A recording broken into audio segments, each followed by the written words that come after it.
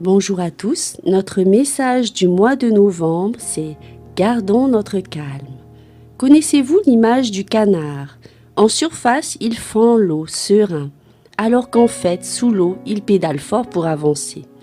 Nous les femmes, parfois on est canard, ni au-dessus de l'eau, ni sous l'eau, mais plutôt cocotte minute prête à exploser. Quelquefois, pas toujours, il paraît que c'est dû à nos hormones, tiens donc. Aujourd'hui, nous allons lire ensemble l'histoire de deux femmes dans l'évangile de Luc, au chapitre 10, versets 38 à 42. Comme Jésus était en chemin avec ses disciples, il entra dans un village et une femme nommée Marthe le reçut dans sa maison. Elle avait une sœur nommée Marie qui, s'étant assise aux pieds du Seigneur, écoutait sa parole.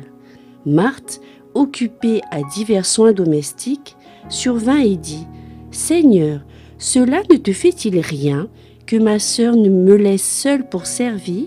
Dis-lui donc de m'aider. » Le Seigneur lui répondit « Marthe, Marthe, tu t'inquiètes et tu t'agites pour beaucoup de choses. Une seule chose est nécessaire. Marie a choisi la bonne part qui ne lui sera point ôtée. » Nous allons voir deux situations où Jésus peut nous aider.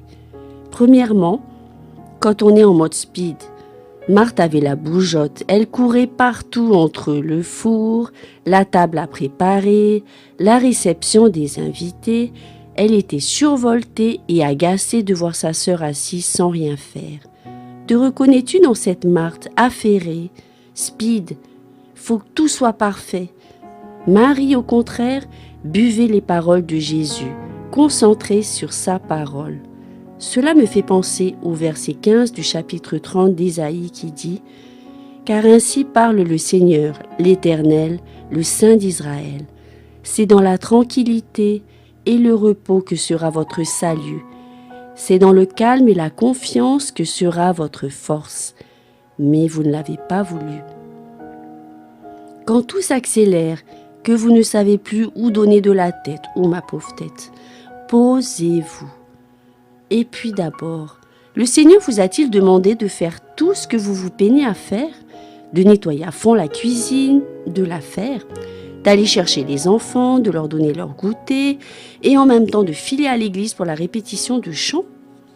Nous lisons dans le psaume, au chapitre 139, verset 16, qui nous dit « Quand je n'étais qu'une masse informe, tes yeux me voyaient, et sur ton livre étaient tous inscrits les jours qui m'étaient destinés, avant qu'aucun d'eux existât. » Dieu nous connaît, il sait de quoi nous avons vraiment besoin. Pour Marie, c'était d'écouter Jésus, tout simplement. Apprenons à gérer notre temps, nos priorités. Si nous gérons correctement notre temps, nous serons moins stressés et plus dans sa volonté. Il a promis de nous décharger de nos fardeaux et de nous donner du repos justement. Notre deuxième point, quand on est de mauvaise humeur. Oui, là, Jésus peut nous aider aussi. Les proverbes de la Bible nous parlent de la femme querelleuse.